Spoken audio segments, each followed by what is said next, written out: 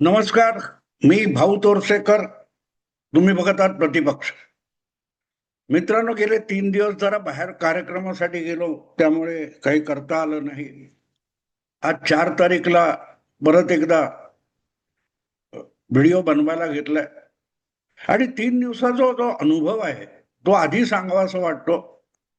शीर्षक बघितलं तर तुम्हाला अंदाज आला असेल की मी कोणाबद्दल बोलतोय. युरेका युरेका असं म्हणत नागडे उघडे धावत का सुटलाय, असं जे शीर्षक आहे हे प्रसिद्ध हजारो वर्षापूर्वीच्या एका शास्त्रज्ञ आर्किमिडीजचे आहे. त्या आर्किमिडीजने जो शोध लावला तो त्याला अचानक शोध लागला.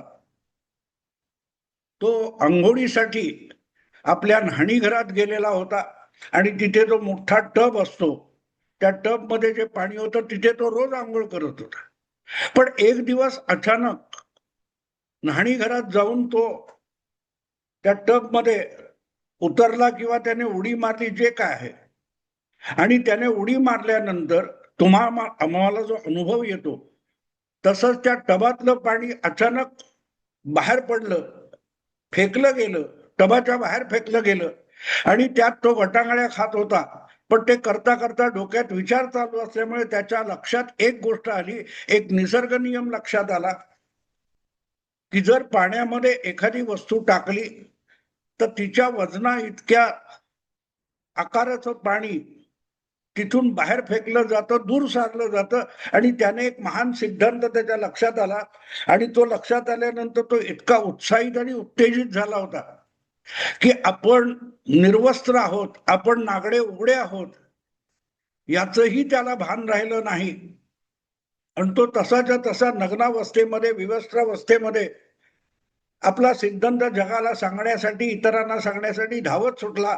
आणि लोक अचंबित होऊन त्याच्याकडे बघत होते, अरे बापरे, ह्याला काय झाला, नागडा उघडा का पळत सुटलाय. हे तुम्ही आम्ही सगळ्यांनी अगदी शाळकरी वयामध्ये शाळेच्या पुस्तकामध्ये किंवा कुठल्या तरी गोष्टीच्या पुस्तकामध्ये वाचलेलं आहे. मी सांगतोय ती गोष्ट बिलकुल नवी नाहीये. आणि म्हणून युरेका युरेका म्हटल्यानंतर ही त्या हजारो वर्ष जुन्या आर्किमिडीज नावाच्या शास्त्रज्ञाची गोष्ट आहे. पण ही गोष्ट भाऊ का सांगतोय असा प्रश्न तुमच्या डोक्यात नक्की आला असेल. गोष्ट कुठची आहे ती तुम्हाला कळली असेल, पण त्याची आठवण भाऊ तोरसेकरला का झाली असा प्रश्न मात्र तुमच्या डोक्यात आला असेल. कारण तो बिचारा कथेतला किंवा हजारो वर्ष जुना शास्त्रज्ञ आर्किमिडीज खरा आणि एकमेव होता.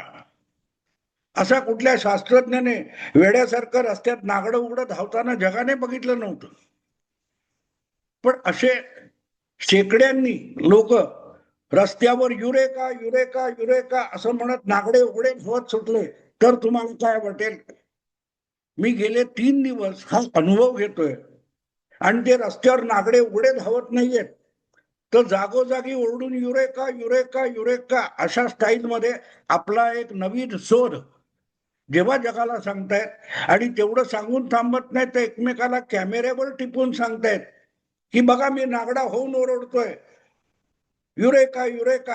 आणि काय सांगतायत, असा कुठला मोठा शोध या शेकडो आर्किमिडीज, आधुनिक आर्किमिडीज यांनी असा कुठला शोध लावलाय, तर अविरोध किंवा बिनविरोध उमेदवार निवडून येण्याचा असा काहीतरी अजब घटना महाराष्ट्रामध्ये, मुंबईमध्ये, कुठच्या महानगरामध्ये आणि देशामध्ये पहिल्यांदाच घडली. अशा थाटामध्ये यापूर्वी असं काय होत नव्हतं. लोकशाहीचं काय होईल असे चिंतातूर लोक शेकडोच्या संख्येने आर्किमिडीज हे लोकशाहीच्या भवितव्याने चिंतित होऊन नागडे उघडे रस्त्यावर फिरायला लागलेत. Eureka eureka eureka. अविरोध निवडून येतात म्हणजे काय, या निवडणुकीचं होणार काय. आणि आपणच कसे आर्किमिडीज आहोत, कारण आपल्यालाच हा पहिल्यांदा शोध लागला. यापूर्वी कोणाला हा सिद्धांत ठाऊकच नव्हता. अशा थाटात अविरोध निवडून येणं म्हणजे लोकशाहीची हत्या आहे, लोकशाहीची गळचेपी आहे, निवडणुकीची गळचेपी आहे, मतदाराचा हक्क हिरावून घेण्याची, वोट चोरीची ही नवीच घटना आहे. अशा थाटात जेव्हा हे नागडे उघडे फिरायला लागतात तेव्हा चक्रावून जायला होतं. ते आर्किमिडीज इतके शेकडो संख्येने आर्किमिडीज. एक नवा शोध लागला. काय तर उमेदवारी अर्ज भरायच्या आणि मागे घेण्याच्या प्रक्रियेमध्ये काय 60-70 लोक महाराष्ट्रामध्ये, काय 70 का कुठे 46, कुठे डोंबिवलीत 20 मागे घेतली अर्ज. मतदारांनी करायचं काय? चिंतित झालात ना मित्रांनो? पण हा शोध नव्हे, हा नवा शोध बिलकुल नाहीये. अनेक दशकांपासून हा खेळ नित्यनेमाने होत आला. फक्त तेव्हा तो सांगायचा नव्हता, कारण तेव्हा तो प्रयोग हा धूर्तपणा होता, तेव्हा तो प्रयोग पुरोगामी होता, तेव्हा तो प्रयोग सेक्युलर होता. त्यामुळे त्याच्या नावाने टाहो फोडण्याची अजिबात गरज नव्हती.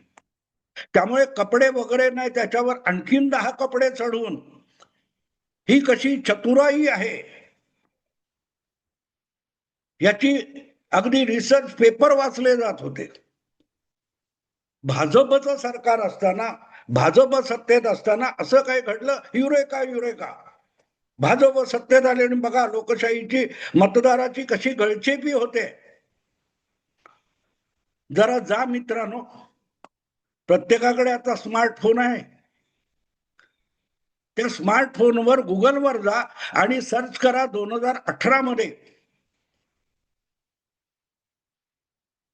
पश्चिम बंगाल या राज्यामध्ये अशाच रीतीने स्थानिक संस्थांच्या निवडणुका झाल्या होत्या. ग्रामपंचायत, जिल्हा पंचायत, तालुका पंचायत वगैरे वगैरे.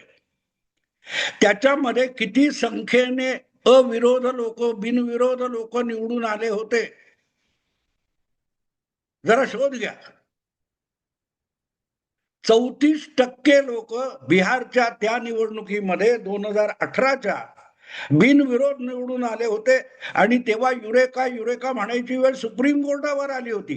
पण देशातले सगळे पुरोगामी पत्रकार चिडीचूप होते, तोंडात बोळे कोंबून होते, डोळ्यावर पट्टी लावून होते. तेव्हा त्यांना लोकशाहीची आणि मतदाराच्या अधिकाराची गळचेपी झाली असं बिलकुल वाटलं नव्हतं. कारण ममता बॅनर्जी ह्या पुरोगामी आहेत, सेक्युलर आहेत, भाजपच्या नाहीत. त्या कधी RSS मध्ये गेल्याच नाहीत. म्हटल्यानंतर ममता दिदीने केलं किंवा ममता दिदीच्या पक्षाने जे काही बिनविरोध निवडून आणले ते मात्र लोकशाही होती. तेव्हा कुठल्याही मतदाराचा अधिकार सुप्रीम कोर्टामध्ये युरेका युरेका म्हणायची पाळी आली. कारण बंगालमधल्या एका मार्क्सवादी नेत्याने थेट सुप्रीम कोर्टात धाव घेतली होती की आम्हाला उमेदवारी अर्ज पण भरू दिलेला नाही, धमक्या दिल्या, मारून पळवले. त्याचे व्हिडिओ पण आले होते. पण आपले हे सगळे आजचे आर्किमिडीज हे तोंडात बोळे कोंबून आणि तळघरात बिळात लपून बसले होते आणि त्यांना ही गोष्ट माहिती सुद्धा नाही. म्हणून जणू काय पहिल्यांदा घडलंय, भारतात पहिल्यांदा घडलंय. अशा थाटामध्ये लोकशाहीसाठी टाओ फोडून रडायला लागलेत. त्यांना मतदाराच्या गळचेपीची चिंता आहे. एकच उमेदवार असला तरी तो अविरोध कसा? नोटा आहे ना, नोटाचा अधिकार काढून घेतला गेला. बरं, नोटाचा अधिकार काय असतो त्याची तरी जाण आहे का? नोटा म्हणजे काय याची सुद्धा अक्कल नाहीये. ज्यांना त्या मतदारसंघामध्ये उभा असलेला एकही उमेदवार पसंत नसेल तर यापैकी कोणीही नाही असं नकारात्मक मत देऊन मतदाराला मतदान केंद्रात येऊन परत जाता येतं, ते नोटाचं बटन दाबून. पण त्याचा निवडणुकीवर काहीतरी परिणाम होतो का? बिलकुल होत नाही. पण एक उमेदवार असला तरी नोटा त्याच्या विरुद्ध आहे म्हणून मतदान घेतलं पाहिजे, आणि नसेल तर नोटा मतदान करण्याचा अधिकार नाकारला गेला. युरेका युरेका युरेका, आहे की नाही? 2018 नोटा 2013 मध्ये आला. आणि 2018 मध्ये बंगालच्या या स्थानिक संस्थांच्या निवडणुकीमध्ये जवळजवळ 18 ते 19,000 उमेदवार बिनविरोध निवडून आले. बिनविरोध. आता किती काय 70, 80, 100 पण झालेत की नाही कोणाला माहिती, पण चाहो फोडून लढतायत. आणि यापैकी कोणालाही बंगालमध्ये हा शोध फार पूर्वी 8 वर्षापूर्वी लागलाय, 2018, ज्याचा प्रचंड वापर, सार्वत्रिक वापर ममता दिदीच्या तृणमूल काँग्रेस पक्षाने केला. आपल्या विरुद्ध अर्जच भरू द्यायचा नाही. एका महिलेला आणि त्याच्या कुटुंबियाला अर्ज भरायला जाते म्हणून झोडपलं. अंगर नावाच्या एका कुठच्या शहरामधली गोष्ट सांगतात, नगराध्यक्ष निवडणुकीच्या निमित्ताने. पण अशा डझनावारी घटना 2018 मध्ये पश्चिम बंगालमध्ये घडलेल्या आहेत. अगदी सुप्रीम कोर्टाने पण दखल घेतली, पण आमच्या मराठी पत्रकारांना माहितीच नव्हतं. कदाचित 2018 नंतर त्यांचे जन्म झालेले असावेत, किंवा त्यांची अक्कल जी काय दाढ आहे ती काल परवा आलेली असेल, महापालिका निवडणुका, नगरपालिका निवडणुका सुरू झाल्यानंतर. अन्यथा पत्रकारांना, बंगाल हा भारतातच आहे, पश्चिम बंगाल भारतात आहे, आणि तिथे हे सरसकट होत होतं. जे तृणमूल काँग्रेस करत होते तिकडे, ते आता भाजप करतं असं तरी म्हणायला हरकत नव्हती. पण माझा शोध नवा आहे, मी नवीनच काहीतरी सांगतोय असं जेव्हा भासवायचं असतं, तेव्हा कपडे काढून नागडं होऊन धावत सुटायचं, युरेका युरेका युरेका. बघा अविरोध कसं काय निवडलं जातंय, बघा कशी लोकशाहीची हत्या होते. या देशात भाजप सत्तेवर येण्यापूर्वी वारंवार लोकशाहीची हत्या होत राहिली. पण तेव्हा तुम्ही त्या हत्येला टिमकी वाजवत होता, डंका वाजवत होता. मतदाराची अधिकार आणि मतदाराने वापरलेला अधिकार पायदळी तुडवण्याला, कौतुकास्पद ठरवण्यामध्ये हे सगळे सेक्युलर पुरोगामी पत्रकार हिरिरीने पुढे येत होते. 2019च्या विधानसभा निकालानंतर उद्धव ठाकरेंनी जे काय केलं ते लोकशाहीचं गुणगौरव होता. यापैकी किती लोकांनी ही मतदाराशी गद्दारी आहे असे शब्द वापरले होते. जे कोणी आज बिनविरोध बिनविरोध म्हणून टाहो फोडून रडतायत, यापैकी किती लोकांना 2019 मध्ये निकाल लागल्यानंतर 1 तासाच्या 2 तासाच्या आत युती म्हणून जनतेने नाकारलेल्या पक्षांकडे जाऊन मुख्यमंत्रीपद मिळवणारे उद्धव ठाकरे हा युरेका नव्हता? कोण बोलला यातला? नाही. बघा भाजपच्या नाक कसं टिचून देवेंद्र फडणवीसला विरोधी पक्षात बसवला म्हणून उद्धव ठाकरे, शरद पवारांचं कौतुक केलं जात होतं. पवार साहेब पावसात भिजले आणि महाराष्ट्रात सत्ता पालट झाला. त्यामध्ये सामान्य मतदाराच्या इच्छा आकांक्षा कशा पायदळी तुडवल्या गेल्या याचा उल्लेख कोणी करत होतं का? अरे बाकीच्या लोक सोडा, बेशरम लोकांनो, बेशरम म्हणतोय, बेशरम बेशरम पत्रकारांनो, बाकीच्यांची गोष्ट सोडा. भाऊ तोरसेकर काय बोलला राम बोमलू देत, देवेंद्र काय बोलला सोडून द्या, भाजपचे प्रवक्ते काय बोलले सोडून द्या. 2019चा निकाल हा शरद पवारांचा राष्ट्रवादी आणि राहुल गांधींचा काँग्रेस पक्ष यांना विरोधी पक्षात बसायचा कौल मतदारांनी दिलाय, हे खुद्द त्याच पक्षाच्या नेत्यांनी सांगितलं होतं. सरकार बनवण्यात आणि बनण्यामध्ये विलंब झाला तेव्हा पत्रकारांनी शरद पवारांना छेडलं, तेव्हा पवार म्हणाले होते, ते जाऊन शिवसेना आणि भाजपला विचारा, मतदाराने आम्हाला विरोधी पक्षात बसायचा कौल दिलेला आहे. आणि तेच शब्द काँग्रेसचे बाळासाहेब थोरात सुद्धा बोलले होते. याचा अर्थ सरळ आहे की त्यांना विरोधात बसवण्यासाठी मतदाराने कौल दिला होता. आणि मग तो भाजपला, देवेंद्र फडणवीस असतील किंवा उद्धव ठाकरे असतील, या दोघांनाही मतदाराने सांगितलं होतं की आम्हाला काँग्रेस आणि राष्ट्रवादी सत्तेत नकोत म्हणून तुम्हाला मतं देतोय. आणि हे खुद्द शरद पवार सांगत होते की आम्हाला विरोधी पक्षात बसायला सांगितले आणि युतीला सत्तेत बसायला सांगितले. अशा वेळेला त्या युतीचा नेता आणि सर्वात मोठ्या पक्षाचा नेता देवेंद्र फडणवीस याला विरोधी पक्षात बसवण्याचं जे काय झालं ते काय होतं? एकनाथ शिंदे भाजपबरोबर गेली की पक्ष फोडला, पक्ष पळवला. मग युती फोडून अख्खी शिवसेना शरद पवारांनी पळवली होती. घोडा नाही अख्खा तबेला उचलून नेला. तेव्हा लोकशाही मेलेली नव्हती की तुम्हाला डोहाळ जेवण लागली होती. आज जे कोणी कपडे लत्ते सोडून नागडे रस्त्यावर धावत सुटलेत बिनविरोध त्यांनी याचं आधी उत्तर द्यावं की त्यावेळेला 2019 मध्ये असो किंवा 2018 मध्ये असो बंगालची तृणमूल काँग्रेस जवळजवळ 20,000 पेक्षा अधिक, आपल्याकडे अजून 1000 तरी बिनविरोध आल्याची बातमी नाहीये. जी काय असेल ती काही 100, 125, 150 पर्यंत गेली असेल, मान्य मला.